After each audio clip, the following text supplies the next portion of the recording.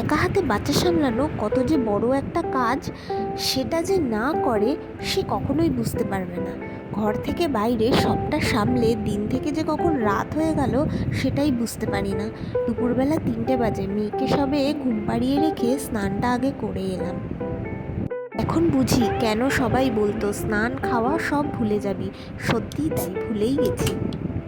তবে ছেলে আর মেয়ের খেয়াল রাখতে কিন্তু ভুলি না।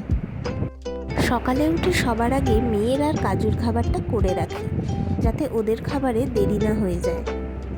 তারপর আমাদের জন্য রান্নার প্রিপারেশন করি। আজকে তো মাছটা ভেজে রেখেছি, কিন্তু এটার ঝোল করার আর সময় পাইনি। এখন অনেকটাই বেলা হয়ে গেছে, আজ আর মাছ রান্নাটা করব না।